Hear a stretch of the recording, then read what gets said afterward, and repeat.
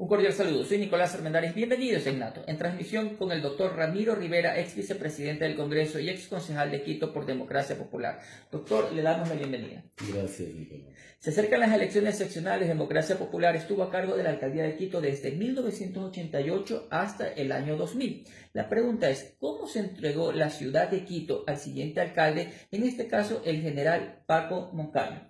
Bueno, Quito ha tenido buenos alcaldes y eso hay que reconocerlo. En los años 60 un gran alcalde fue Jaime del Castillo.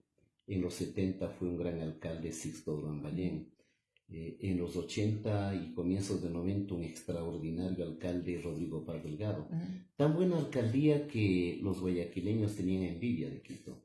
Y la administración de Rodrigo Paz Delgado tuvo que enviar asesores a pedido del alcalde Febres Cordero, que también fue un extraordinario alcalde, como lo es Jaime Nebot Sabe. Luego de Paz lo sucedió el doctor Maguad, que en la alcaldía fue también un excelente alcalde, y luego también Roque Sevilla. Todo el tratamiento de las colinas del Pichincha para evitar las inundaciones, la preservación del centro histórico de Quito, los grandes parqueaderos del centro histórico de Quito lo hizo Paz y Maguad. Ninguna otra administración lo ha hecho. La obra del trolebús, que luego fue descuidada por las alcaldías siguientes, la ecovía, fueron buenos alcaldes. Yo diría, en cambio, de los malos alcaldes, el menos malo podría ser el general Moncayo, pero ¿comparado con quién? Con Barrera y con el señor Rodas. De tal manera que esa distinción me permito dar. Quito era una ciudad que logró el abastecimiento de agua potable y alcantarillado para el 95% de la población, pero obviamente no todo alcalde es malo. Yo tengo que reconocer que en la alcaldía del general Moncayo algo hizo, por ejemplo, quitando las ventas ambulantes del centro de Quito, hay que decirlo. Tiene usted una obra del aeropuerto que en este momento tiene glosas de la Contraloría por 130 millones y pico. La opinión pública tendrá derecho a conocer en algún momento quién fue el responsable. Claro. No me toca decir expresiones definitivas porque no las conozco, pero si usted me dice que lo resuma y le diga 3 buenos alcaldes desde los años 80, yo le digo Rodrigo Paz Delgado, Yamil Maguad y Roque Sevilla.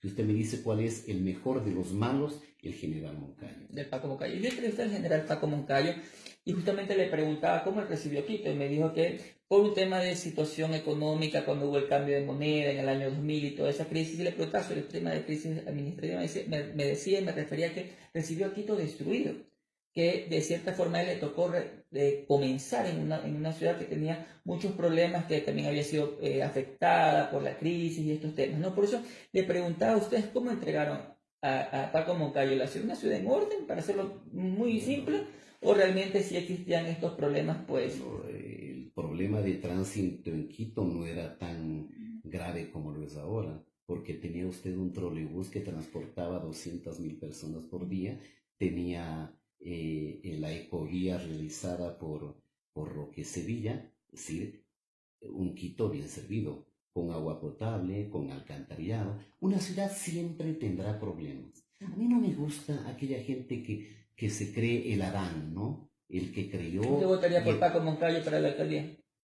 si es que se lanzara, le diera el voto a Paco Moncayo. Difícilmente.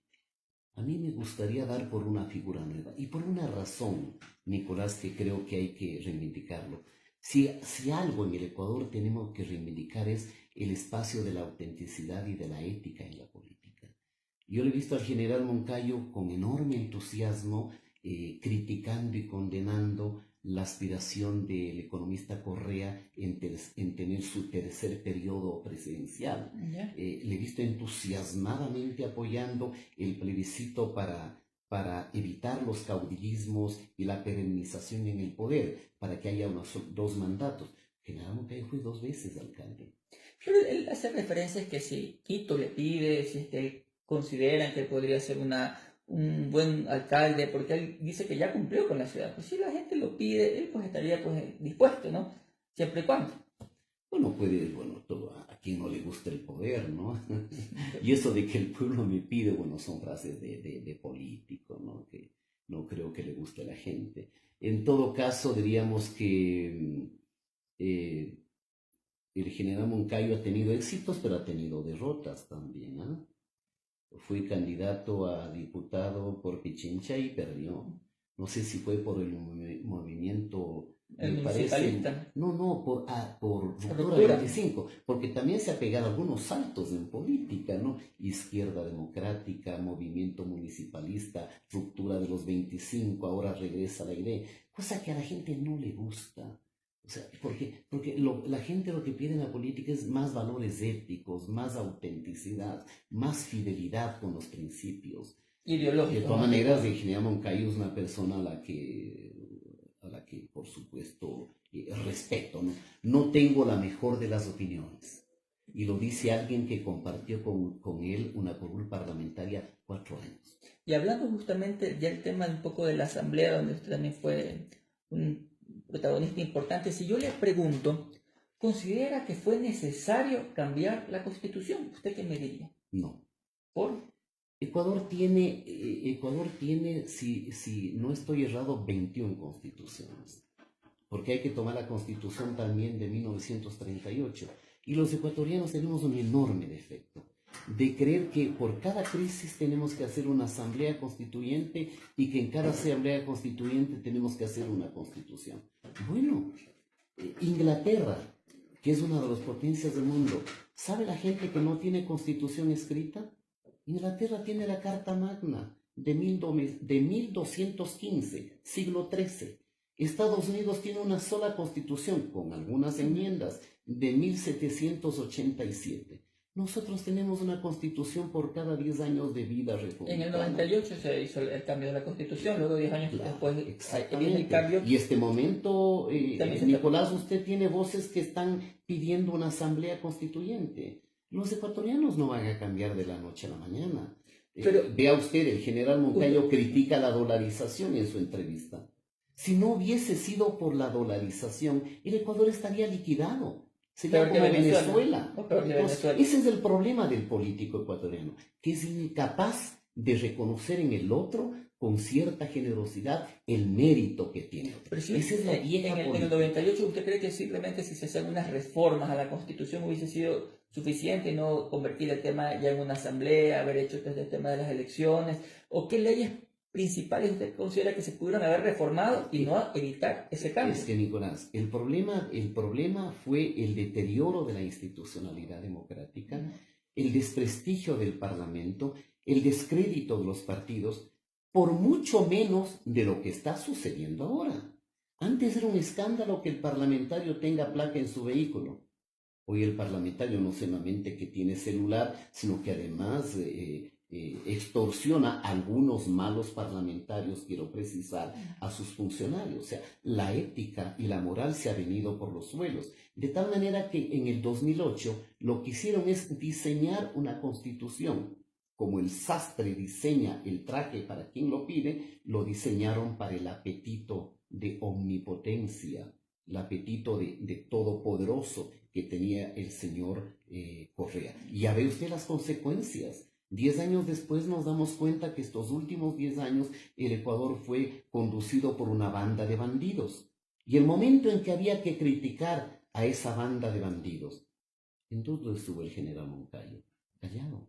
Pero tenía jóvenes usted, como Andrés Páez, que lucharon en las Sin calles. embargo, yo en una entrevista que le realicé a la presidenta de la Izquierda Democrática, Vilma Andrade, le preguntaba si ellos salieron a las calles y ella me dijo que sí, que han salido a las calles, pero que no iban a estar a combatir en las calles junto a personas que habían traicionado, digámoslo así, no recuerdo bien la palabra que ella utilizó, o que no estaban afín como Andrés Páez, ya que ellos no iban a salir a las calles con esas personas. Ellos salieron a las calles en la Izquierda Democrática en algún momento, como ella lo indicó. Bueno, yo no lo sé, pero fueron movilizaciones más bien ciudadanas, ¿no? Que estuvieron más allá de los partidos. ¿Y por qué no había Y participado Pablo Moncayo en todo caso? hubieron líderes políticos de edad que lucharon contra el correísmo. Y, por ejemplo, el expresidente Osvaldo Hurtado, con toda la autoridad moral.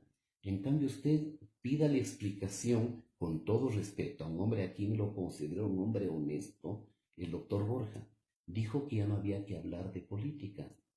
e hizo silencio durante 10 años, pero su hermano era embajador ante los Estados Unidos, del gobierno de Rafael Correa Delgado. O sea, un poco complicada la situación como se está Digamos dando, ¿no? en que la política siempre tiene estos imponderables, pero reitero, creo que a la política ecuatoriana le falta un poco de generosidad. Desconocer la obra de Rodrigo Paz en Quito, desconocer la obra de Yamil Maguad del Trolebús en Quito, desconocer la obra de Roque Sevilla, es pobreza moral de la política.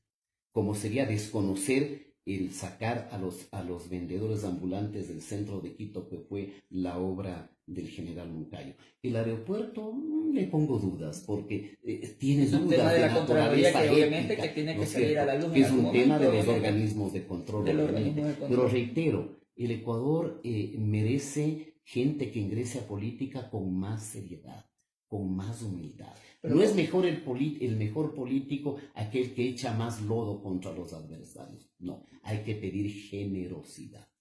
Y hablando de política, bueno, o sea, ¿cómo los ecuatorianos ahora podemos conversar un poco de política cuando el presidente Moreno a veces nos habla de sus teorías cuánticas y sus átomos y ese tipo de cosas?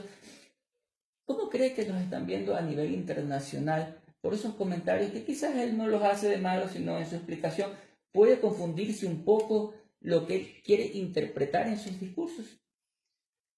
No hay que pedirle mucho al presidente Moreno. Al menos yo sí quiero ser más comprensivo desde mi punto de vista.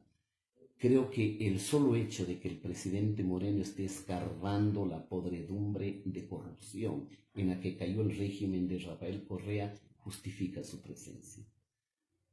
Los gobernantes reflejan lo que son los pueblos, de tal manera que no pidamos. Y un elemento que creo que debemos reconocer en el gobierno del licenciado Moreno es el haber convocado una consulta popular y haberle cerrado las puertas al intento de perennizarse en el poder Rafael Correa Delgado. Obviamente está pendiente una lucha frontal contra la corrupción, eso esperamos. Y cuando digo no hay que esperar más de este gobierno es porque este es un gobierno débil. Este es un gobierno de transición. El Ecuador quedó devastado, absolutamente destruido, luego de 10 años de un régimen de prepotencia y de corrupción. Entonces, si en política pedimos algo de decencia, algo de ética, algo de valores, es reconocer por lo menos un mérito en el adversario. Por eso me extraña y le juro que me ha decepcionado y me apena la actitud del general Moncayo en la entrevista con usted. Ha sido incapaz de reconocer un mérito de un extraordinario alcalde de Quito como fue Rodrigo Paz Delgado. Ha sido incapaz de reconocer méritos. ¿Qué tuvieron ustedes con el tema de la AGD? Bueno, la relación con la izquierda democrática en el gobierno fue buena. No, con la AGD, con el tema de la AGD. Bueno, la Agencia de Garantía de Depósitos fue una ley que lo creó el... ¿Ustedes como Democracia Popular no lo apoyaron? No, se aprobó en su momento. Porque... Pero es como cualquier fondo que tienen los sistemas económicos para garantizar los depósitos. Pero le reitero, es un tema que no le interesa a la juventud. La juventud no le interesa de hace 20 o 25 años. Lo que le interesa es qué se propone para Quito.